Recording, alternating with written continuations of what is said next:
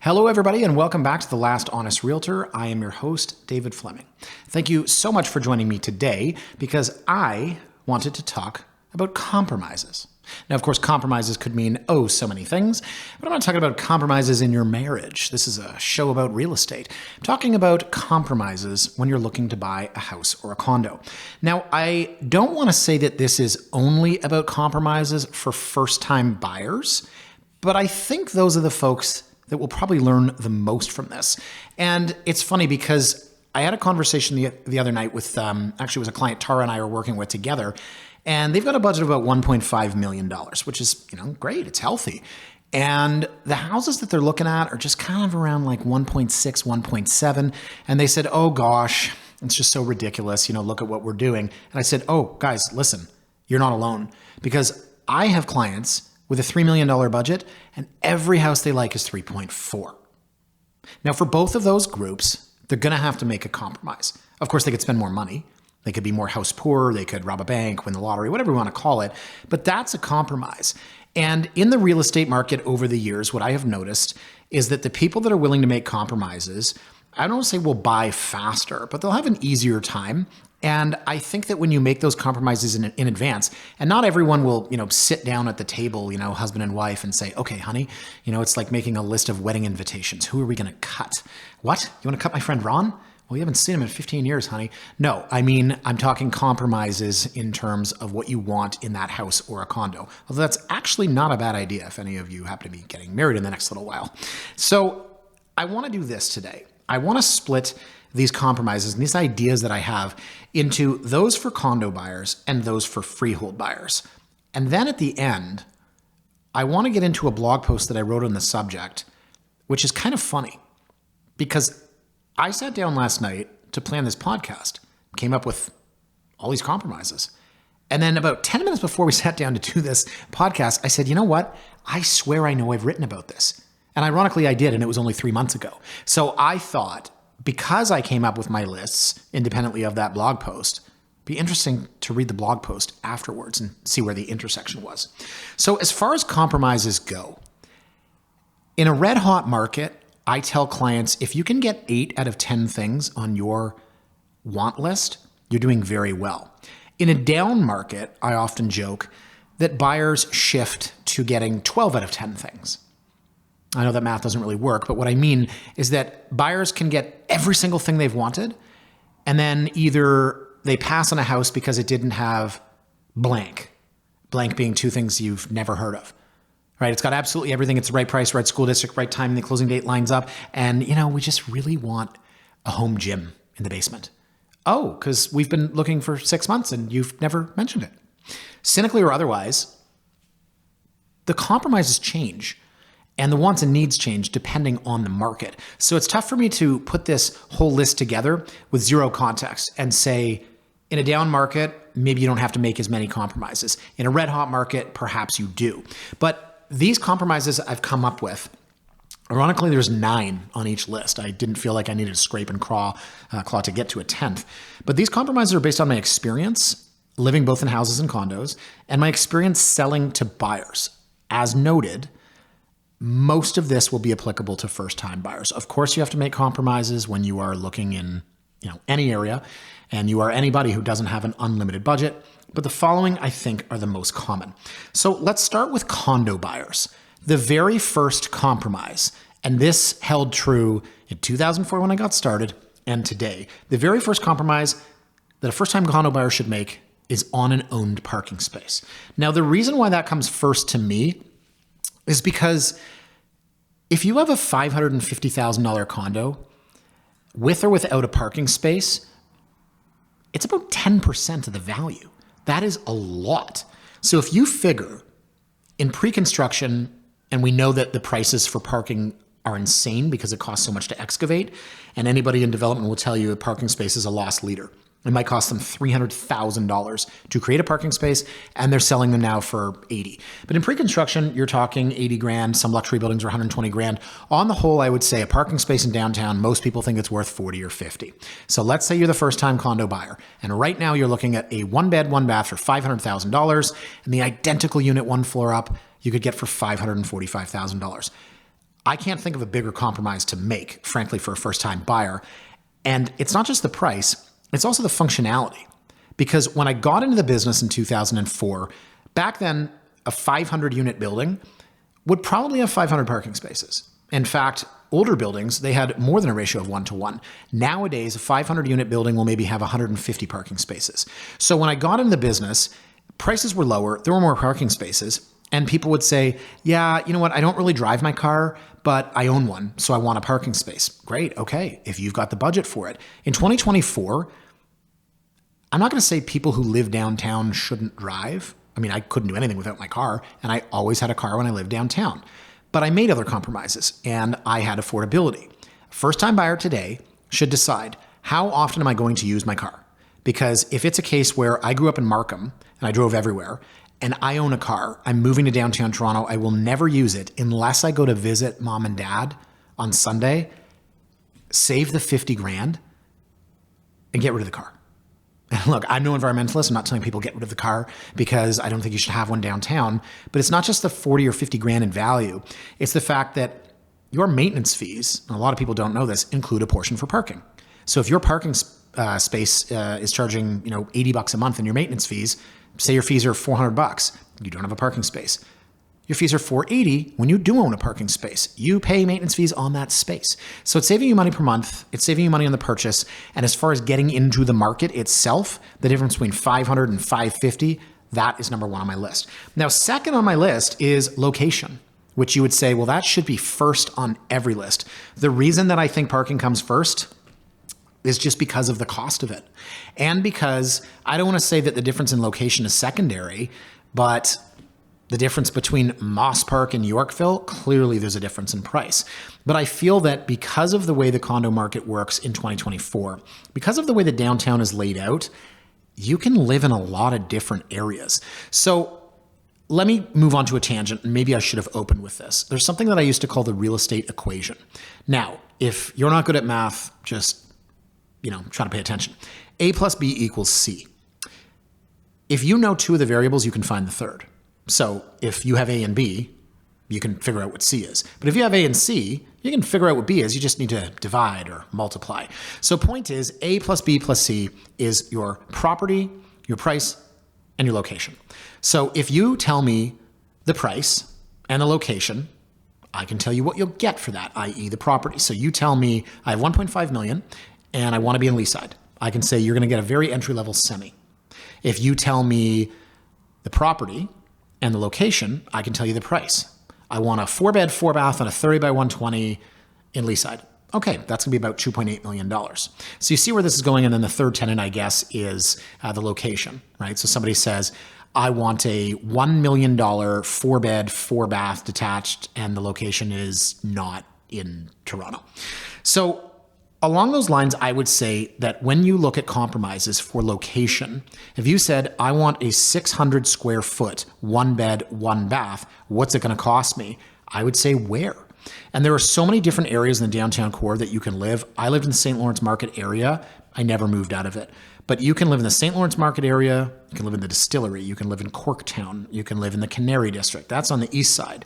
In the King West area, great. You could go to the entertainment district. You can go to Liberty Village. There are so many different areas that you can be in. And I don't want to belabor this point, but I will say location is something that first-time buyers should strongly consider, because if you're not from Toronto and you're moving to Toronto and you don't really know the city that well, hey, I mean, you know what? You can look at a bunch of different locations. If you say, I absolutely have to live in Liberty Village, maybe you don't. Maybe that's just where your friend lives and you don't know any better. Or if you say, I want to live in King West, I have to live there because that's where I'm hanging out. If you're paying a premium for that based on somewhere else, what would it cost you to walk there? Right? Or take an Uber a couple of times when you're going out for dinner. So the third point I want to make here, the third compromise, is on the size of the unit. And this has so many implications because all of these are connected. The size of the unit is related to the age of the building, it's related to the layout, it's related to the other features.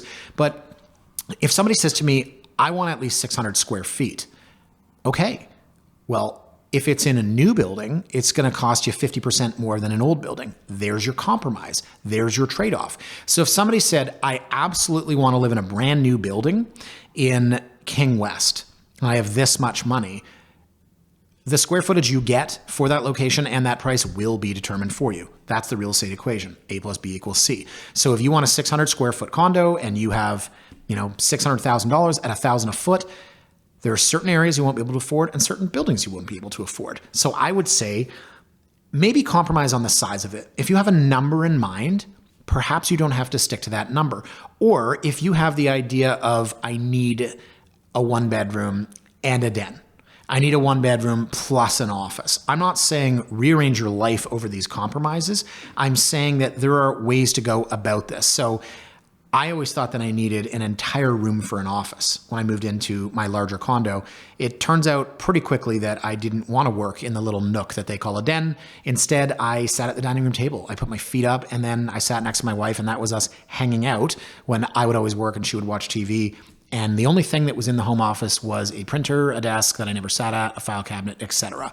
So you can compromise on the size of the unit. And I think more and more people are doing that. Unfortunately, people compromise on the size of the unit because developers are making units so much smaller. The smaller the units, the smaller the appliances, the more that you're ordering in. Do you see how all of these are connected? There are just so many implications. Now, the fourth compromise for first-time buyers is the age of the building. And I occasionally have clients that come to me and they say, I want to buy a condo, but I don't want any building older than blank. What's that based on? My cynical side says it's based on nothing for a lot of folks. I don't want to live in a building that's older than 10 years. Really? Why? Explain it to me. What are the downsides? So usually when I ask that question, people just kind of giggle and they go, well, yeah, I don't really know. And I would say that the age of the building, they're probably thinking about the style. They're probably thinking about the amenities. I don't want to say that newer buildings have more amenities. In fact, older buildings used to have more amenities. But maybe they're talking about the age of the unit, the condition of the unit. What if you had something that was 20 years old that was completely renovated? Maybe they're talking about the exterior and the look and feel of it. Oh, I don't want a building that's older than 10 years because you assume that it's going to be of a different style. So the reason I put this as high as fourth on my list is something as silly as age of building is because I think most people that specify they want to buy a certain age of building don't actually know why they're saying it. If you tell me it's because the maintenance fees are going to be lower in a newer building, thus you don't want an older building, well, then tell me that. But don't tell me that it's the age of building. So again, I think that's a huge compromise I think that's a very small compromise that has a huge impact because you don't want to eliminate a whole bunch of buildings right off the bat. And in fact, I would dare somebody or challenge somebody to take a look at a building and then you tell me how old this is. Because there was a building I was in yesterday and I could have sworn this was 6 or 7 years old. It's a 15-year-old building. Yeah, time flies. So the fifth point is the maintenance fees. And I just discussed them with respect to the age of building. But what I want to talk about in terms of a compromise here is more about finances. So I'm going to make a couple of notes here just as an example. Let's say that you have a $600,000 condo. And let's say that the fees are $700 a month. Now, if that same unit had fees of $300 a month, would the unit cost $600,000? No, it wouldn't. It would cost more. There's an inverse relationship between the monthly fees and the purchase price or the value or the saleability of the condo. And that shouldn't be all that complicated. What is attractive about a condo? It could be the finishes. They cost money. It could be the outdoor space. That has value. And it could be the amount that you are spending every month. So when I got into the business, maintenance fees were probably on average around 74 cents a foot, let's say. Anything less than 50 was, worth remembering. Oh, that building. Anything under 60 cents was really good. In fact, my first condo, my fees were $299 for 575 square feet. And by the time I left, they were about $400. But I would say as the years have gone on, that under 60 cents is really good and that in the 60s is good and that 75 is average. I would say now that the fees have gone up, on average now is probably closer to 90 cents a foot. So if you were to take a building and let's say an egregious example, let's say you have a 600 square foot condo and the fees are $900. That's $1.50 a foot.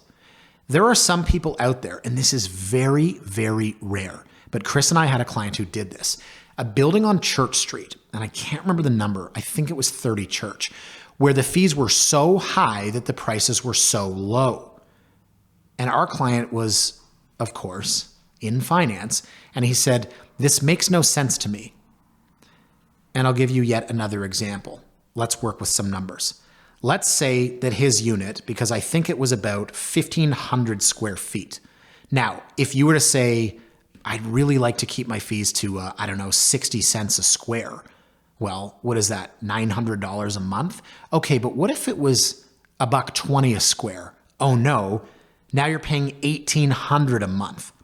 In this building, it was $1.20 a square, and he paid $1,800 a month. But instead of paying $1.3 million for the unit, he paid about $800,000. So in his mind, he would say, I might be paying $600 a month more than I would like to, or I would or could or should, but that's only $7,200 a year, right? That's really not that much. And I'm paying $300,000 to $400,000 less for the condo. So again, it's not for everybody. And sadly, or rightfully, most people just don't want to come up with higher monthlies. But that is a massive, massive compromise that first-time buyers could make. Now, sixth on my list is outdoor space. And I'll say this, my first condo, I had a 440 square foot terrace with a barbecue. My second condo, I had a 1,200 square foot terrace with a barbecue and a ping pong table, which we never played with because the ping pong ball is the lightest piece of sports equipment on the planet and there's wind up there. I'm an outdoor space guy, so I would never compromise on outdoor space. But if you're not going to value your outdoor space, then compromise on it and get rid of it. So you could go from, and I'm thinking MLS, when you look at outdoor space, none. That goes without saying, there's no outdoor space. Then you have a Juliet. That's not actually outdoor space. It is, of course, a balcony with a sliding glass door, zero outdoor space. Then you can have what I call the ledge. There are some of these that are like 3 feet deep. Maybe they're like 6 feet wide. What do you really do out there? Maybe a bird can have a nest and have babies. I did see that once. Or maybe you let your friends smoke out there. Now, the next step up would say be, the penalty box. That's what I used to call the ones that are sort of maybe 6x8, right? Kind of feels like a penalty box. I don't know what the dimensions of a penalty box are, but it's sort of like we can put a bistro set. We can have 2 chairs and a table. And from there, you can kind of expand to the next level would be, we can have a lounge set out here. The next level would be, we could actually eat out here, or we could eat and have a lounge area, right up to some massive outdoor spaces. So I liken it to the folks that have a cottage or a pool. And here comes a tangent, no surprise. Last summer, I went to my brother's cottage in Honey Harbor, and they took us to their friend's cottage. Their friend's cottage is on an island. And it was an unbelievable cottage. Absolutely ridiculous. And I'm looking in there, I'm like, I'm wasting my life. I should have this. What am I doing? And then my sister-in-law said, Dave, it's a lifestyle. And I said, what do you mean? She said, to own a cottage on an island is a lifestyle. It's a commitment. You are leaving the city of Toronto every Friday at 1 because you got to beat the traffic. Then you're getting up there and you park, you unload all of your supplies, and then you get in your boat, then you drive all the way across the lake, and then you unload, and by the time you get up there, it's 9 o'clock at night, and you go to bed, and you're on the island, and rinse and repeat. I feel like the analogy could extend to people in Toronto that have pools. You're only using them 3 months a year. And then there are the people like me that had terraces, because it is a ridiculous amount of work to upkeep. And I believe I talked about this in another podcast, of course, where I said every spring I had to get rid of the dead trees. I had a massive flatbed truck pull up at my condo, which had never been done before, where a guy dropped off 18 massive trees and I hired a bunch of kids to bring it up in the elevator. The commitment is huge. So how much are you going to use it? Now, again, if you want a 4x6 balcony, no problem. But if you're one of those people that says, I absolutely have to have a big outdoor space, just remember, you're going to use it in June, July, and August. You might use it a bit in May. You might use it a bit in September. And when my wife and I first moved into the big terrace, we would get bundled up and we'd sit out there in September, October. But we were young and It was a different time. By the end, we weren't going out there very much. So the outdoor space, guys, you can definitely compromise on. Now, the seventh thing on my list is the view. I had a view in my first condo of a brick wall. I had a view in my second condo of the CN Tower Financial District and over St. James Park. Yeah, so I was spoiled. But I will say that a view is something that you should and could compromise on. I would also add exposure. People that say things like, I need a west exposure. Okay, you just eliminated 75% of all units. The whole idea of this, especially for first-time buyers, you need to compromise. You want a west view? Great. 1 out of 4 units in the city of Toronto applies. Anything else you'd like? That's something that could be higher on my list. But again, it's a feature. Let's say you had an unbelievable water view, or you had a 275 square foot terrace. Some people would say, I'm not going to use the terrace more than 3 months a year. I'm going to wake up every morning and see that water view. I'm going to feel so good about life and just starting my day with that vision. And, I'll just, chant my mantra and I'll just smudge my sage. And I don't know where I was going with that. I'm kind of typecasting. But there are people that'll say, I really don't care what the view is. I'll get tired of it. I'll tell you, you don't usually get tired of a view. But if you're looking at an outdoor space versus a view, this is the exercise. Because in the context of these compromises, you want to play one off the other. You want to say, would I rather have a good view or an outdoor space? And you could even find 2 units. Find 2 different 1-bedroom condos of $550,000 each. One of them's got a killer view. One of them's got a 200 square foot terrace. Which one do you want to live in? Number 8 on my list is amenities. And it's ironic because one of the reasons that people want to live in condos is because of the amenities. So I think you need to take a long, hard look at what they are and how often you would use them. I've had clients before that have said, oh, I really love this building. Do you know it has a bowling alley? And I'm thinking, when was the last time you bowled? Unless you're in a bowling league, you don't need to target a building because it has a bowling alley. And we could do a whole podcast on the ridiculous amenities in downtown Toronto condos, but I understand if there's a gym in the building and that you think that's valuable and you've been in the gym and hey, it's not a bad gym. It has some pretty good free weights. It has a lot of the machines that you like to use and it's got 4 full treadmills, so you're never going to get there and not be able to run. Okay, sure. But if you look at some of the amenities in these buildings and you think about how often you would use them or whether or not you just think you would, that's a compromise that you can make. So from a financial standpoint, again, where I was going with that gym analogy is that, if you happen to have a Good Life membership, and this is literally me when I lived downtown, I used to go to the Good Life near our office in Midtown Toronto. There was a location downtown on Yonge Street, and I thought, this is cool, I can zip over there. And then as life continued to move along and I had a couple injuries, I stopped doing weights. And all I needed to do at the Good Life was run on the treadmill. Guess what? My condo had a treadmill. So I canceled my gym membership. I saved $80 a month. That is the compromise that first-time buyers should look at. How often are you working out? What are you doing? And of course, now, if I'm talking first-time buyers, good Lord, I can't imagine the different spins and Pelotons and specialty and hot yoga and stuff, right? What clubs you belong to. But if there's a great gym in the building allows you to save some money, okay. If you're looking at a building and you're saying, I love it because they have virtual golf and they have a batting cage and they have a wine room and they have a poker room and a games room and they have a party room that you're never going to rent out, all of these amazing things. What if you were in a building that cost you a heck of a lot less and had lower maintenance fees because there were absolutely no amenities? Now, the last point on my list, number 9, is something I called flash and pizzazz. What I mean by that is just the BS. If you look at a building and you say, oh, I love the way that it looks, or you look at the artist's rendering, or the lobby was designed by so-and-so Van Fluffington, or the architect was Gianni Von Big Name, come on. Do I need to be cynical to tell you how many people over the years I've run into that have said that they really like this designer or that architect? It doesn't matter. Maybe it does to you if you're into architect or design.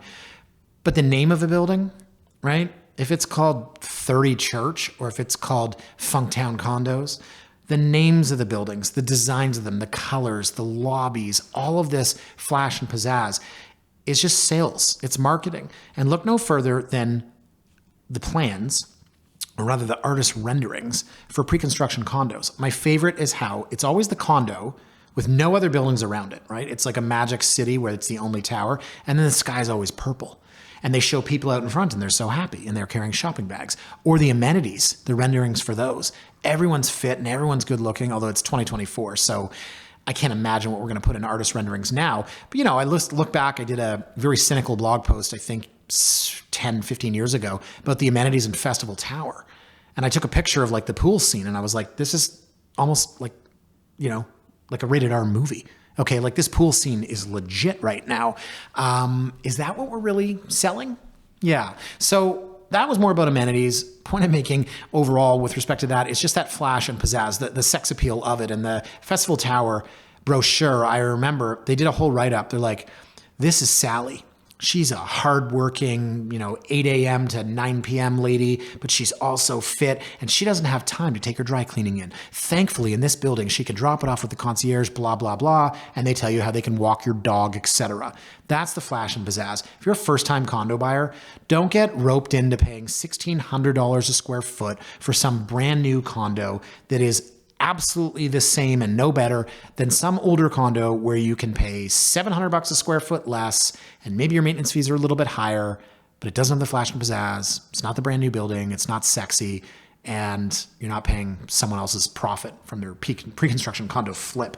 So as you can see there, the flash and pizzazz has so many tentacles to it because it really goes into a lot of the other ideas that I had for compromises. So guys, that is my list of compromises for first-time condo buyers or for condo buyers in general. Let me take a quick break now, and I'll come back to you with my list for freeholds.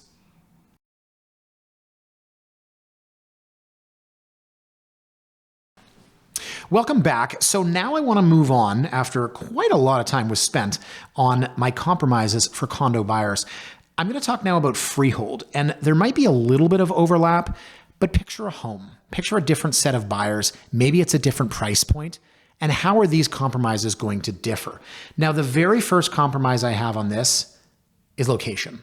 Now, again, for condos, location was second. I had parking first.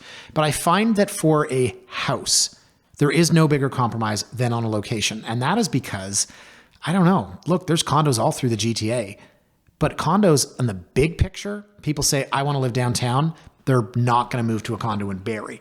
With a house, I see people moving a lot further. And that's why, to me, location is at the top of the list. Now, of course, location goes into so many different directions because location can lead into other things that we're talking about on my list, like a school district, for example, like proximity to parks and amenities. But really what I'm saying is that if someone said, I want to live in the prime beach, okay, let's talk about the compromise because you want a detached 4-bed, 4-bath, and you've got a budget of $2 million. If you go a little bit further east, you're on the other side of Vic Park, maybe you're north of Kingston, now you can get everything that you want, but you're not in the prime beach. So I'm not saying that everyone should compromise on location. I'm saying that it is the biggest compromise to make. And I use that example because I had a listing up in that area earlier this year, and the one person that we seem to have interested in it said it's their dream home, but they really just want to live in the prime beach. And they could afford it, so it didn't make a difference. Say that listing was 2.3, it's going to cost them, 2.9 to live in the area they want to. They could afford it. Likewise, I had a client where it was the complete opposite, and this was a couple years ago. They owned a semi-detached house in the beach. They wanted to buy a detached house in the beach. They could not afford the house that they wanted in the beach. So they literally moved up just a smidge, just a little bit northwest, and I'm talking 6 streets out of what you would consider the beach proper, and they got the house they wanted. That was one of the best compromises I have ever seen a client make because they're in the same school district. They've got the same friends. Their kids can play at the same friends' houses, but just that geographic difference of moving 6 blocks enabled them to get the house that they wanted. Now, the second thing on my list here, this is an important one. Detached versus semi-detached and semi-detached versus row house. So if you are looking at a $2 million detached, what would that cost or what would that be worth if it was a semi? Now, if I'm doing a comparative market analysis, well, I may or may not decide to use only detached if I'm comparing the subject property as detached, or I might decide, hey, these houses are all on the same street. They're all 3 beds, 3 baths. I'll use both detached and semi. In that case, a $2 million detached, I might say it's worth 1.8 or 1.85 as a semi. So right off the bat, you can see where the compromise is made. Let's say that you are only going to consider a detached. You see one and it's on a 20-foot lot. The same house across the street that's a semi is actually larger. How does that make any sense? Because it's on a 20-foot lot, but it's not detached at both sides. The side that it's attached to means that you don't have space in between the two houses. Ergo, your square footage of the house is larger.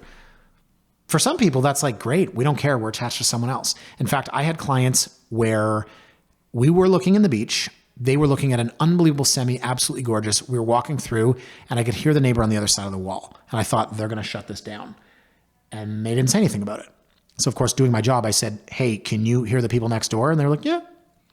I said, and is that not a concern for you? They said, we've lived all around the world. And the last place we lived in London for 6 years, you could hear the guy upstairs cough. So if every once in a while we hear a bit of boom, boom from the other side of the wall, we really don't care.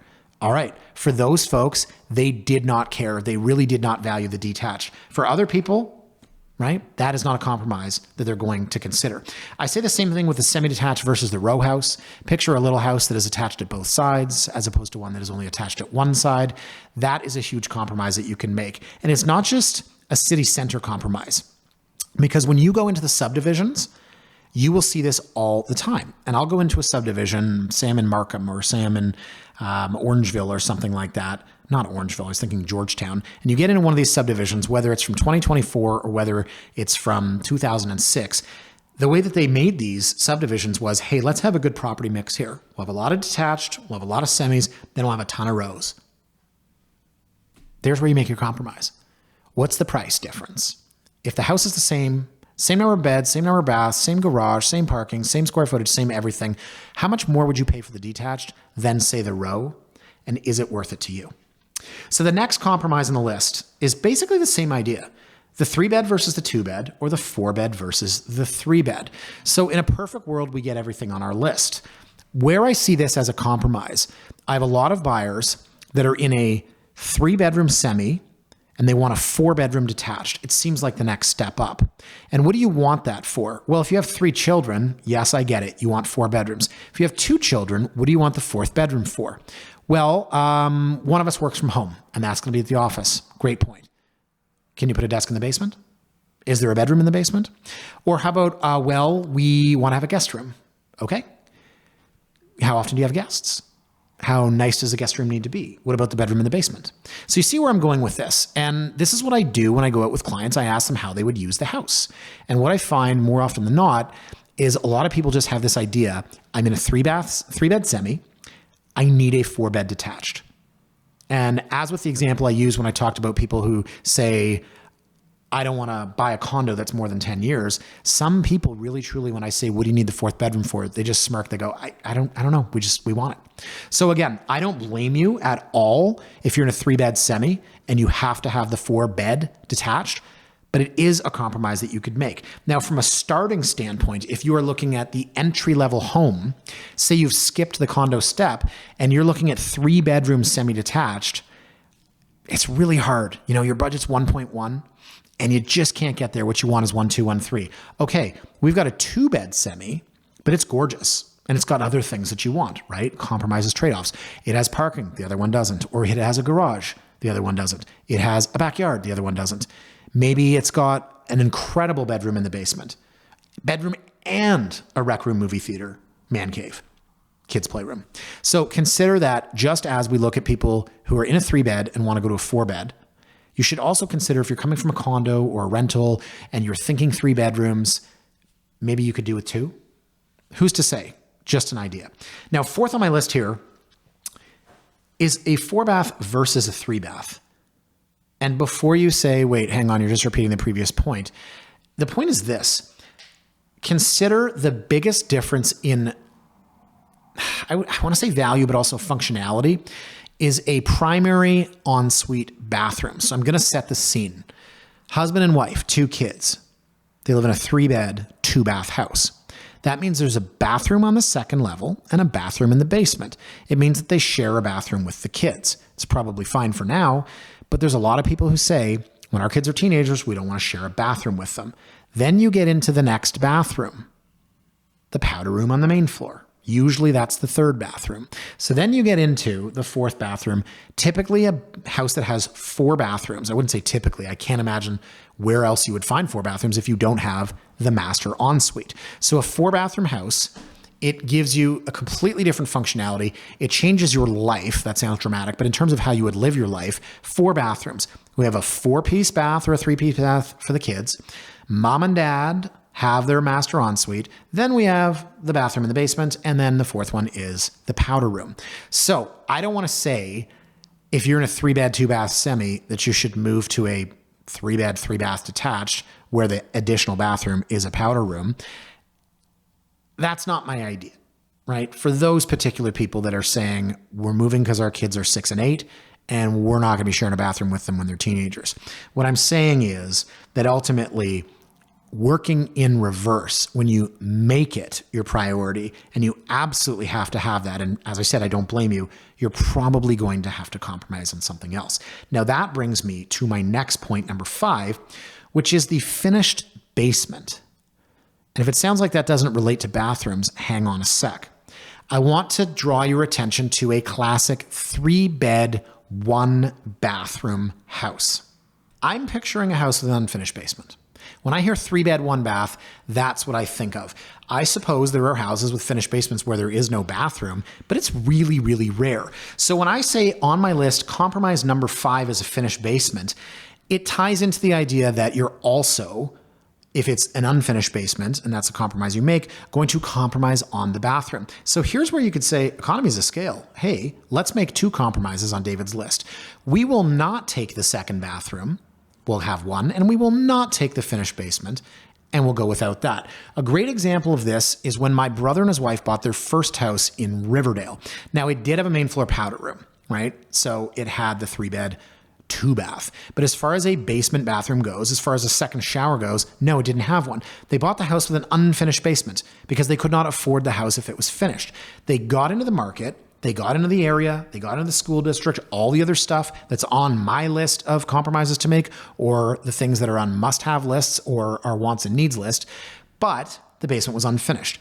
They did have a 7.5-foot ceiling in the basement. And I remember the real estate agent was smart enough to put the coveted high basement. My brother always references that. Oh yes, the coveted high basement. Who puts that on a listing? But the point is, my brother and his wife were able to get into the market at that price in that location because this would have cost a hell of a lot more if there was a finished basement with another bathroom. Now, what did they end up doing? 3 years later, we got promoted or we got more money or we won the lottery or we robbed a bank. Hey, guess what? Let's renovate the basement. Not only do we get a return on investment because, say it costs $70,000 to renovate a basement back then and adds $100,000 value, but you also get to customize your layout and with your finishes. So I really do believe that for first-time buyers looking at a house, compromising on a finished basement, if everything else is there, is something you should really consider. Because if you're not using the space, and this is what I always say to people, would you use this space down here? Some people say, yeah, the bedroom, we might have a guest. No, not might. Can you move into this house? Main floor, living, dining, kitchen. May or may not have a powder room. The second floor, 3 beds and a bath. You've got your backyard. You've got your deck. You've got your driveway.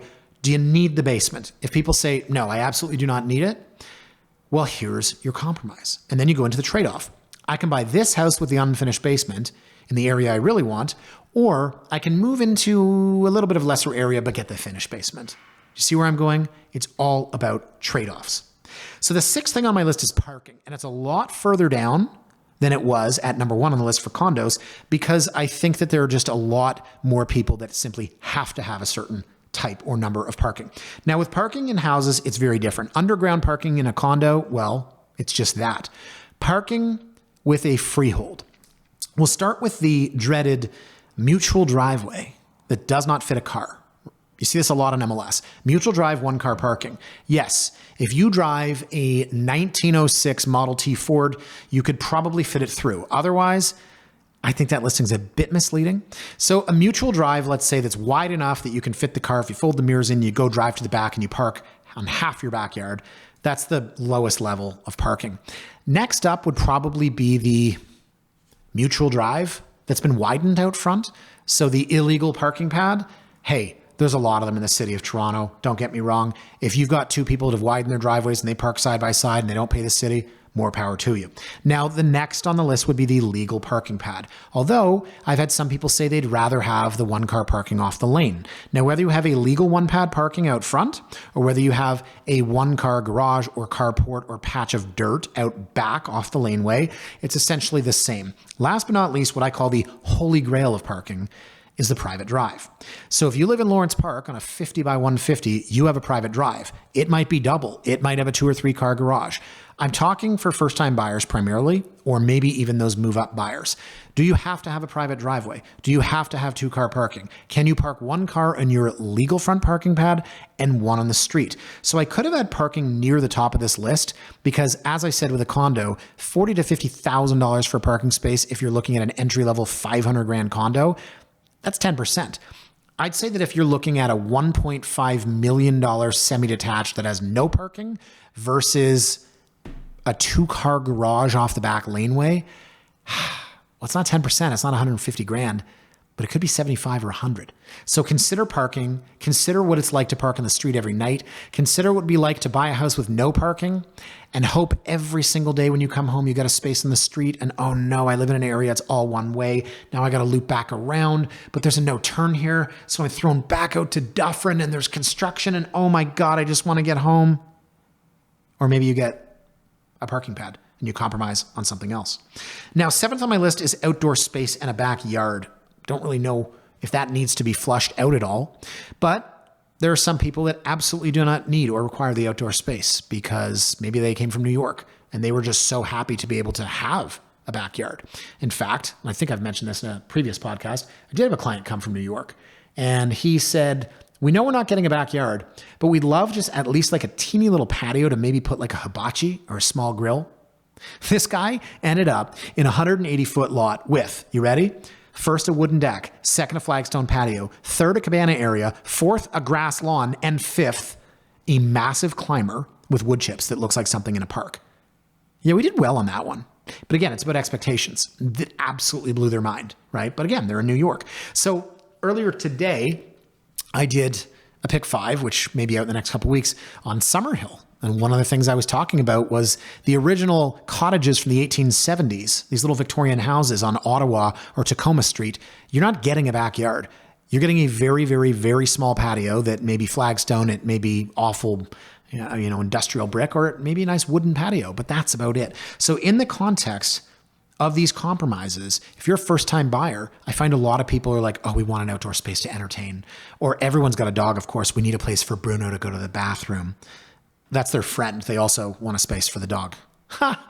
That's a joke. I tell a lot of them. So a lot of these younger people, yes, they need the outdoor space, but maybe they also need that huge space inside, and maybe they need the guest bedroom because people that entertain outside and maybe bring their dog, they also like to get drunk and fall asleep. So let's get them the guest bedroom and the gym too, right? And we can park in the front driveway with the new equipment that we got. That's a lot of wants. Where are you making those compromises? I think that the outdoor space is a big one.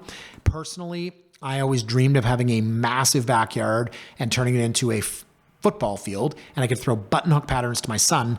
And I don't want to be the victim of lot shaming, but my lot's it's only 100 feet. I have a 100-foot lot. It's true, I do. I have a 100-foot lot, but it's a very, very, very wide lot, so maybe it comes out in the wash. It's a small backyard. It's not what I would have drawn up in practice, but that was a compromise I made because there is a massive park across the street. There you go. I made my own compromise. The 8th thing on my list here, guys, busy or main street. So if you had a $1.5 million semi-detached house that hit all of the marks, but your budget was $1.3 million, would you buy that identical house on a very busy street? I just give you a $200,000 discount. So how busy? And I'm not talking like Eglinton, but I'm saying if I were to look in, Davisville, for example, Davisville Village. Davisville's a very, very busy street. And then you've got Merton. It's a busy street. What's the discount for, let's say, a house on Merton if you were to take that and put it on Belsize? Now, Belsize on the park is totally different. But you see where I'm going with this? You could make that compromise. You could say, okay, we're getting absolutely everything we need. And maybe even have the backyard. Maybe you have a sick backyard. And you've got 2-car laneway parking off the back. Now you're just kind of living in reverse. It's not so much about hanging out front. You're in the backyard and you got the parking back there. Yes, it's busy. No, you don't want your children or your dog running into the street. Again, it's a compromise. So I'm thinking of a client I've got on Dundas Street East in Leslieville. Dundas Street East? Yeah, that's a busy street. In fact, Dundas itself, you might think Yonge and Dundas, not that busy, but Dundas Street East, Leslieville, extremely busy street. But those guys got, well, that's a long time ago. I think they paid $950 for the house. That would have been around the corner on a quiet street, upwards of $1.1 million. And they didn't have the budget. They didn't have it. They couldn't go over $1 million. So they said, okay, it's a busy street. Now they have a covered front porch, right? Which I also love for storage purposes, but it's sort of one more level away from street noise or people whipping back and forth. So again, that was the compromise they made. They have an unbelievable house. They have a backyard, they have parking, they have the finished basement, 3 beds, 3 baths, updated. You see where I'm going? It's all about compromises. Now, the last thing on my list for freeholds is the school district. And boy, it's a tough compromise to make, but I'm going to give you an example. In Riverdale, there are effectively 4 schools. There is Withrow, which for the longest time was the most popular. It's got French immersion. There's PAPE, which back when the Fraser Institute rankings were all the rage, it did, for a short period of time, if it doesn't still, rank ahead of Withrow, and people were aghast. Then you've got Franklin, which is a very small school, and the feeder area is in the north part of Riverdale. But on the east side of PAPE, you have Blake Street. I don't know anyone that goes to Blake Street. I don't know any of the teachers. I haven't been in the school. I haven't been in the faculty lounge. I don't know anything about it. But I do know that it has a very negative reputation or because of the low Fraser Institute rankings. So again, I don't want to get into a conversation about, social economic, factors here. But let's just say that if you have PAPE ranks an 8.5 in the Fraser Institute and Withrow ranks a 9 and Franklin ranks an 8.8 and Blake ranks a 3.7. I don't know anything about the school, but I do know math. So if you were to take a house on the east side of PAPE, it's a massive discount. And I do remember one client, unfortunately, who was getting divorced. They lived in Riverdale. He wanted to stay in the area. And he said, I have an address in Riverdale whereby my children can attend the better school. So why would I buy in that school district? Absolutely brilliant. So he went to the east side of PAPE and he bought a house for $700,000 that probably would have cost at the time $950 to $1 million just because of the school district. Made absolutely no difference to him because his kids were still going to the better school. And there was really no difference in that street for him. It was just 1 block further over. So those are my 9 compromises that I would recommend considering if you were looking to buy a freehold. Let's take another quick break, guys, and then I'm going to talk to you about this blog post. We'll get into some other ideas.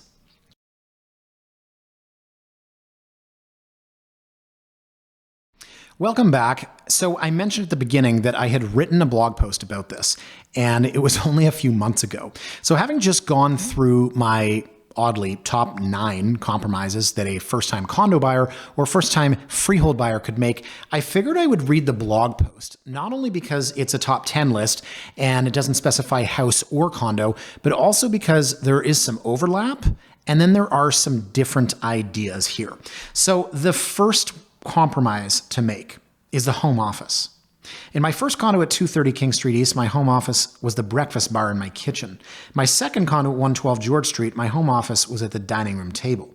Now, it's important to note that at my first condo, I didn't have a dining room table. In fact, I didn't even have a table at which to eat, other than my IKEA coffee table. So I couldn't have worked in the dining room at my first condo regardless. However, my second condo, I did have a den. I had a glass desk, a filing cabinet, a printer, and all the tools of the trade, like an abacus and a quill of ink. But after the first couple of months in the condo, I started to work from the dining table. The chair was comfier. It was plush. I could extend my legs to rest my feet on the chair at the other side of the table. Plus, I could look out the window and see the CN Tower instead of staring at a wall in my home office. But the dining room table was also closer to the couch, where my girlfriend, turned fiance, turned wife, would sit and watch MTV's The Challenge or Keeping Up with the Kardashians or Snooki and JWoww. It was just a much better working environment. I don't think I'm telling the younger generation something they don't already know here. You don't need a home office. This is one of the easiest compromises to make when looking for your first condo. A separate room is a luxury that many buyers can't afford and one that, as noted above, they might not use. Remember once upon a time when everyone had cable TV? Remember when the television in the living room was the focal point of every house, condo, or student residence? And then remember when young people on a budget started to go without cable and instead stream on their laptops in their beds? Back in my day, 4 kids living in a house together at school would always crowd around the TV on a Saturday night and watch hockey or movies. Years later, they'd all be individually in their own rooms watching movies streaming on popcorn time. The way we consume movies, TVs, and sports changed years ago, and I feel as though the way people work from home took the exact same path. If a first-time buyer is looking for a compromise, that dream of a home office should be the very first to go. Number 9 on the list, outdoor space. For those that didn't know, I have a lot of experience in this arena. Here's the terrace at my first condo, and I show a very nice photo from 2010. And here's part of the terrace at my second condo. Yet another nice photo, and I think this one's probably from 2015. My first terrace was 440 square feet attached to a 585 square foot condo. My second terrace was 1,200 square feet attached to a 1,200 square foot condo. Both were features that I made the most of, and once I had experienced the terrace at the first condo, I refused to consider moving to any subsequent condo without a similar sized terrace. Who knew I'd find one almost 3 times as large? So if I'm such a big proponent of terraces, then why am I suggesting that the first-time buyer should compromise an outdoor space? Well, that's why it's called a compromise. Surely there are other features that buyers rank ahead of an outdoor space. If somebody needs a certain location or unit size or a feature like parking, and you truly can't have it all, then consider giving up the outdoor space. Also consider how different outdoor spaces are used. You know those balconies that are 6 feet wide and 2 feet deep? They're useless. They're only good for your friends that smoke or birds to build nests and hatch babies that you then feel bad asking property management to rehouse. And the 6x4 foot balconies aren't much better. You can get a bistro set out there, but not much else. Side note here, I somewhat already said this earlier in the podcast, but it's nice to know that I'm not too repetitive. Back to the post. A Juliet balcony is either completely useless since you can't actually go outside, or completely necessary for those that would feel like they're enclosed in a glass box without it. When considering outdoor space, a buyer needs to consider the way in which the space would be used, how often it would be used, and just how much damn work a large outdoor space is. Every spring for me was at least 30 hours of work to get the terrace ready, and for me, that meant 7 to 10 p.m. on weeknights or on a Sunday instead of watching or playing golf. Then there's the bird crap. Yeah, it's worse when you find out the 2 crazy guys living next to you have been feeding the birds for years. And last year we were at 112 George Street. The bird crap was so bad we barely used the terrace. Terraces can be awesome, but they're not for everybody. And for a first-time buyer, consider how you'd like to use that outdoor space and whether or not you could save it for perhaps your second property. Now, 8th on my list of compromises from this blog post is exposure. Here's a quote: "Wherever we end up, we must have morning sun." I've heard that one a few times, but one particular experience stands out to me. It was a young couple looking for their first condo who had a very lengthy list of must-haves, even though they, like everybody else, had a budget. The young lady in the couple was adamant about an east-facing unit for morning sun. She told me, "I find it very hard to wake up and get in the right mood to step outside and take on the world unless I can feel the sunlight on my skin." Many years later, we might have given this individual the benefit of the doubt and suggest this was related to mood or anxiety or mental health, but it wasn't. They were just what the kids today call extra. I remember explaining that every building is essentially 4-sided and only one side faces true east. And that would eliminate 75% of all downtown condos from contention, but they weren't fussed.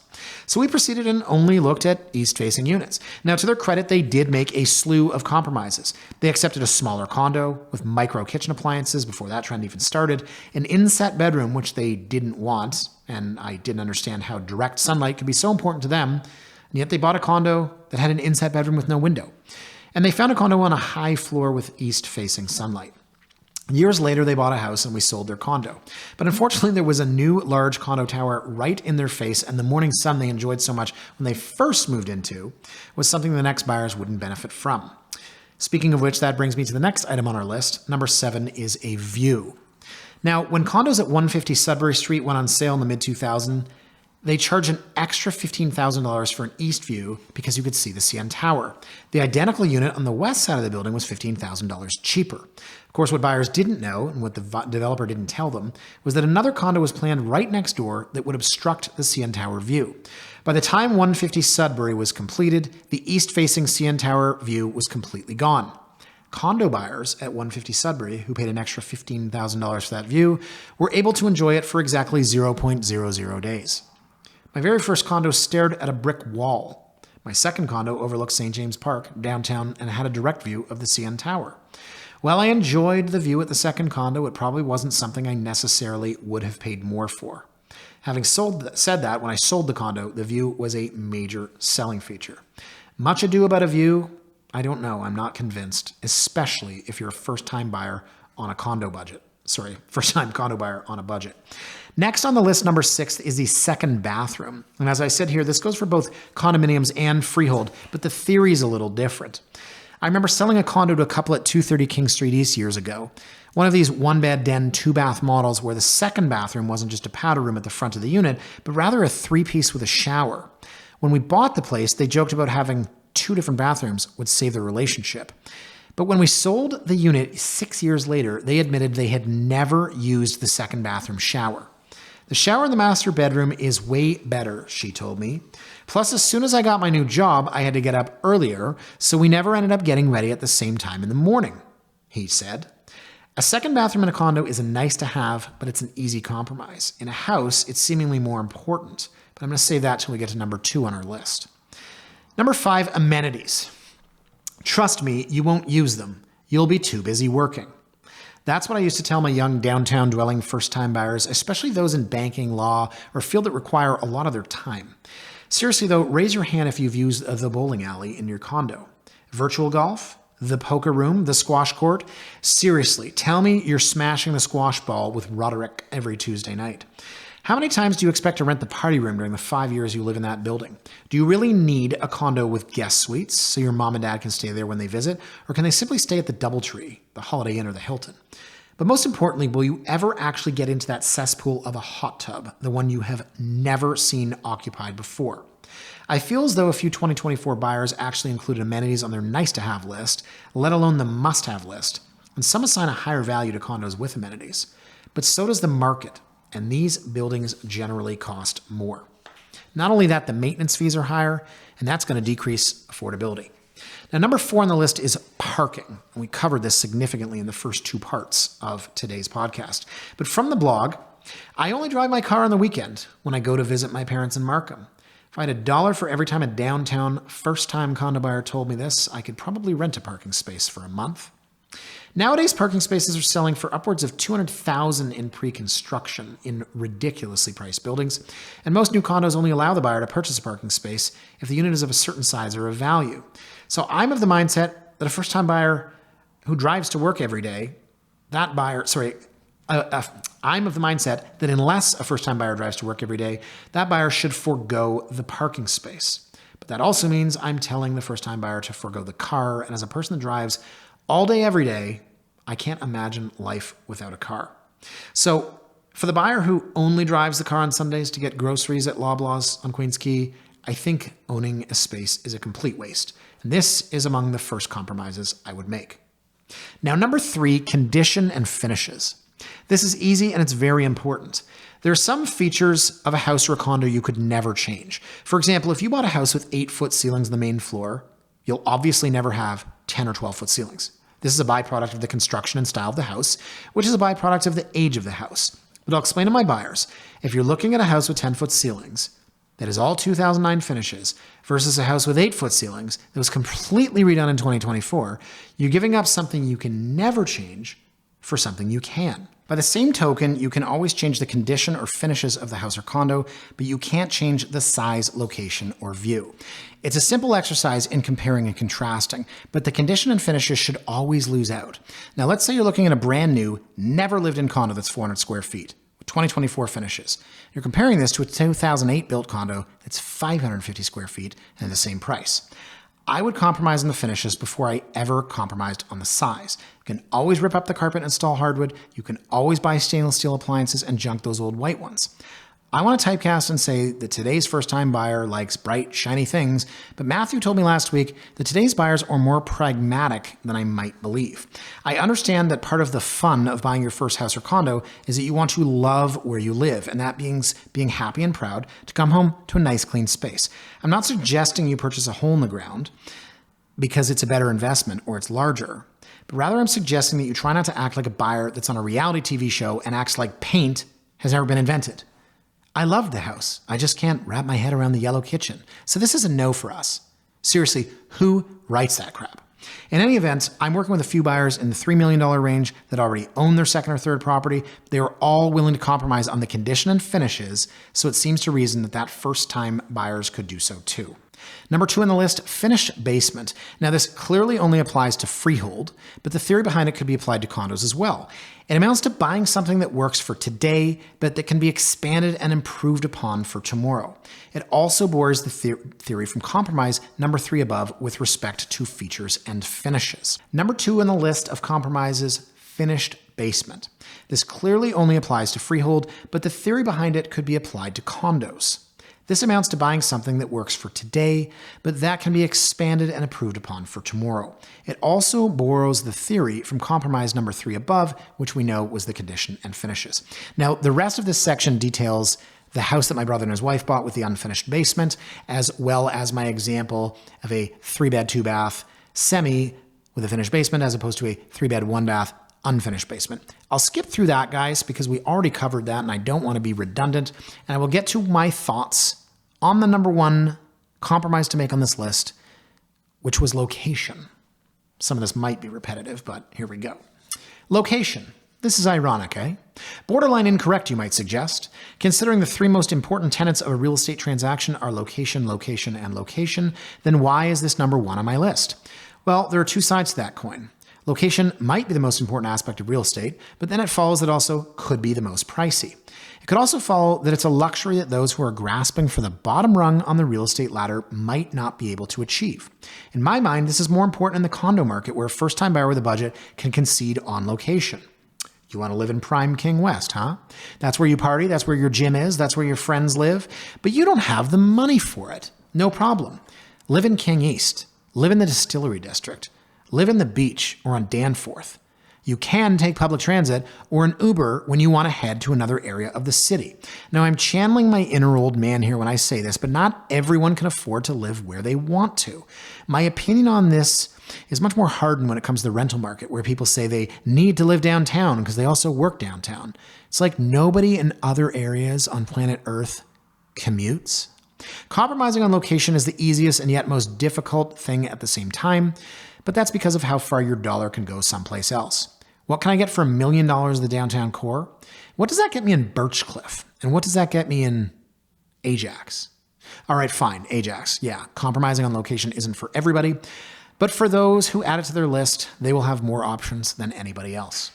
So that was the blog post that I wrote. And ironically, there is some overlap, and part of me is embarrassed or proud, maybe embarrassed, to say that some of those examples from the blog are ones that I actually gave today. But the reason I wanted to read it was because there were some different ideas, and some of the points that I made had a little bit different background.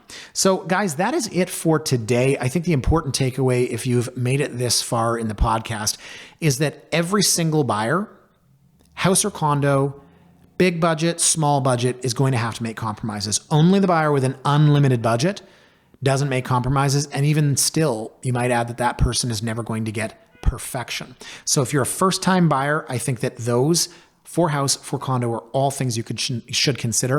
And if there are other things on your want list or your must-have list, literally sit down, you alone or you with your partner, and go through and rank them. Then play the trade-off game, as I alluded to earlier. Would I rather have a killer view of the lake? Would I rather have a 250 square foot terrace? And when you make that decision, you will see how the compromise game is played. So folks, thanks so much for listening to the Last Honest Realtor podcast. I am David Fleming. Please like, comment, or subscribe wherever you get your podcast. Throw us a comment on YouTube, and we'll see you back here next time. Bye for now.